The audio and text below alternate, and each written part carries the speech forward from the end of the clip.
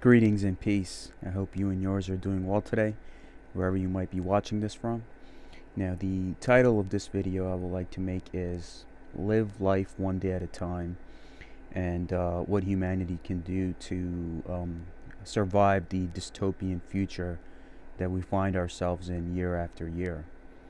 Now, you look at the news and you look at all the things and all the division that's going on in the world, and you see that right now the will of the people, the majority of the world's population, is not being represented. The majority of the wealth is held by the top 1% throughout the world.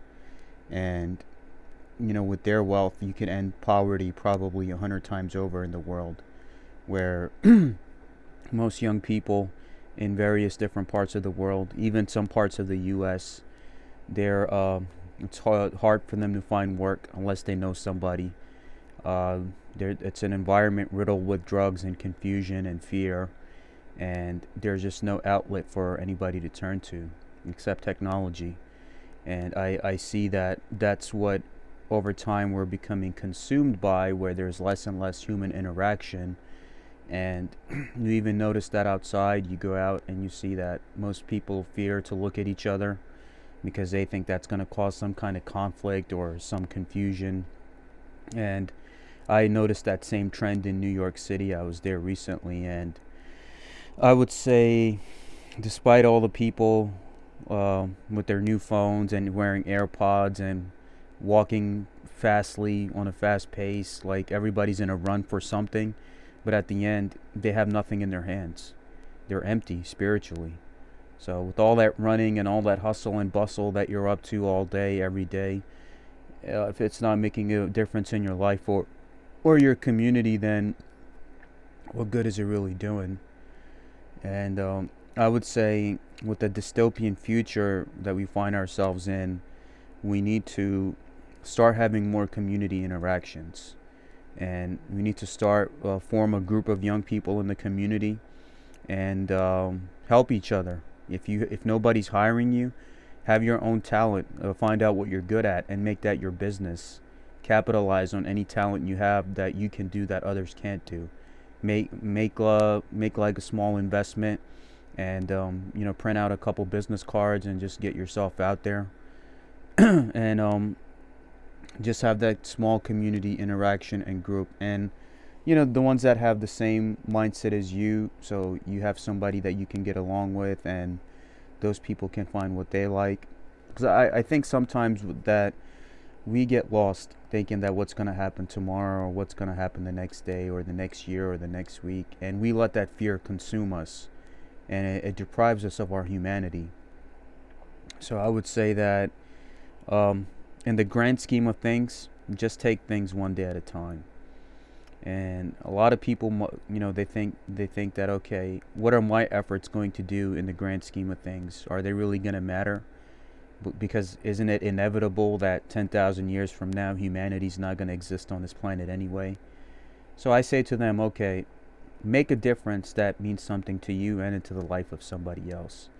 And if you can impact somebody that way, then whatever is meant to be in our destined future, then that doesn't make a difference, because you immortalized your character and your difference and your humanity with your goodwill towards others. And if you could do that for one person and live your life one day at a time, not worrying about what comes next, and having that joy and that happiness come back into your communities, then I believe we as a human population in the future, no matter what dystopian hierarchy we find ourselves in, we can survive. And our communities can get stronger once we rely on each other and not rely on politicians to solve our problems. Because at the end, it's all a drama anyway. Majority of them, even though they pretend to be against each other, behind the doors, they're all friends. And the will of the people and the illusion of you casting a vote, that you go and cast a vote and you do this or you do that, and at the end nothing really gets done for you, and your communities are still falling apart and riddled with drugs and riddled with confusion and hopelessness. So you have to take your own individual communities throughout this country and throughout the world into your own hands. Become the shepherds of your own community. and find out what can I do good and how can I contribute, um, let's say, for a place where young people can hang out, or older people who are lonely can hang out and have fellowship with their fellow man. So that's what we need more of. I believe I I might be wrong about this, but I think through my personal analysis and experience and the feeling I have in my heart, I think to survive the dystopian future that we're inevitably going to find ourselves in, because nobody really talks to each other anymore. It's all AI technology, and you on the phones. You go outside, everybody's looking at the phones. You can't knock up on people's doors anymore. Everybody just wants to be left alone. So even I have to use a medium and a platform to get this message out to people, to let them know that you need to start organizing in your own communities and become the shepherds of your own community.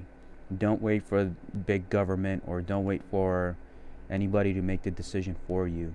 If you see anything lacking in your community, then you all come together and address those issues together. And if community by community people can do that, then those people wearing suits thinking that they're doing something for you, you make them irrelevant. And once you make them irrelevant, then automatically they go away, because then you're not giving them your energy. And where attention goes, energy flows. And once you have a parasite whose energy starts getting depleted and depleted, eventually it goes away. And that's how you will heal your communities from the hopelessness, from the job issues, from the drugs, to whatever issues young and old might be facing. Spiritual issues, the energy, the vibe of the community.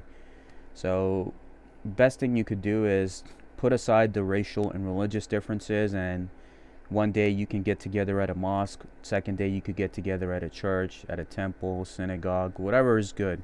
But overall, come together as a community, and don't let the agents of chaos that exist in all race, religions, and groups in the world divide you. And realize that anything that divides you is ungodly and is against you.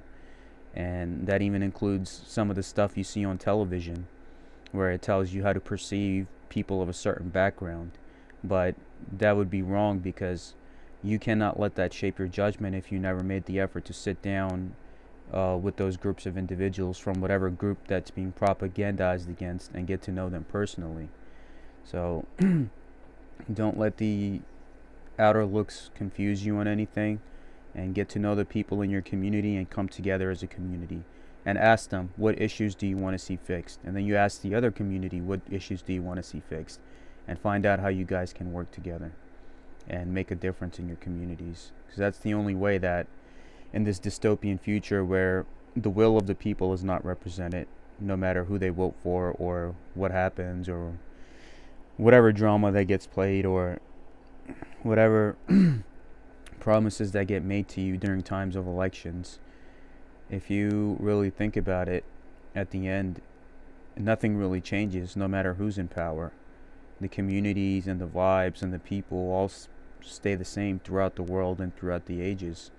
But if it's the top 1% that are hoarding all of the world's wealth, then you outnumber them greatly, the people. And if you take back control of your world through the individual communities, community by community, then the task is not impossible, because everybody will have their own respective race, religion, community areas to cover, and find out that what's dividing you from this people and what's bringing you separate from these people, and how can we help you, and how can we help each other. So this is a very complex subject, the whole us being trapped in a dystopian era where no matter what we do, our will is not represented. But I believe that through the community efforts, or to putting the phones down and getting to know everybody, or organizing events through advertising it online, because that's a medium people use now. If you can do something for your community on an individual basis and take things one day at a time, then you have a shot at a beautiful future that benefits people of all backgrounds, colors, and creeds. And that's what we need to work towards. And I have faith in humanity. I know humanity will not be led astray. There are phases of up and down, order out of chaos that we have to go through. But realize this, like, order and chaos cannot exist without each other. So you do need those yin and yang moments to walk the middle path and find that balance that you're looking for. And we can really learn something from those examples, that not every day is going to be a good day, but don't lose focus of who you are, what you represent, and what you stand for. And if you could do that individually and with your communities, then no matter if it's transhumanism, AI, or dystopian futures, whatever awaits us, we can face it together with courage and know that, okay, I left my mark on this world and I did my best to honor myself and to honor the other people in my life. That might not change the inevitable future, but at least one day at a time, you can change someone's future or make an impact in someone's future on an individual basis. And I think that's more than enough. So I hope you like my video. I hope I covered everything from my point of view. If you have any questions or comments, or you'd like to talk, please send me an email. I list my email below. And please don't mind if I have the comments off. I do that because, see, when you make these kind of videos, the agents of chaos pop out on YouTube too, and they try to come and cause division and fighting in the comments section, and they take away from the message of the whole video. So I don't want to feed into their machine, but I do give a chance to the actual real people who are watching my videos, not the bots, to send me an email and stay in touch with me, so we can talk and learn from each other. So thank you, and I wish you the best to you and yours always.